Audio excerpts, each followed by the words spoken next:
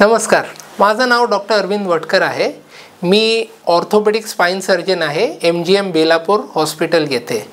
आज आपण बोलणार आहोत मिनिमली इन्व्हेसिव्ह स्पाइन सर्जरी बद्दल। तर काय असतं basically minimally invasive spine surgery? जसं की आपल्याला माहिती आहे, स्पाइन सर्जरीमध्ये मोठे मोठे शरीरावर पाठीवर चिरे घेतले जातात, ज्याने आपण स्पाइनपर्यंत पोहोचतो आणि त्याच्यासाठी आपल्याला मसल पण भरपूर डिसेक्ट करावं लागतं आणि त्याच्यानंतर आपण तिकडे पोहोचल्यानंतर हाडाचा थोडासा तुकडा काढून आपण त्याच्यानंतर त्या नसांना तिकडे मोकळं करतो।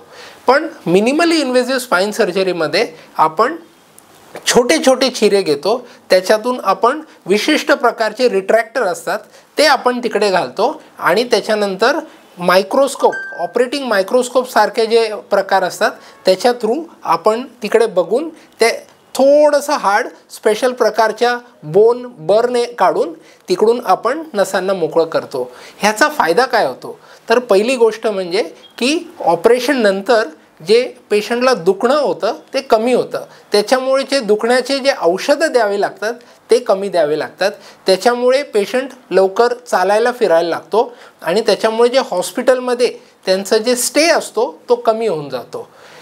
आणि हे करण्यासाठी मी UK गेलेलो आणि मी तिकडे स्पेशल फेलोशिप केलेली आहे, ज्याच्यामुळे ह्या प्रकारचे जे मिनिमली इन्व्हेसिव्ह स्पाइन सर्जरी आहे ते आपण MGM बेलापूरला खूप चांगल्यापैकी करू शकतो। धन्यवाद।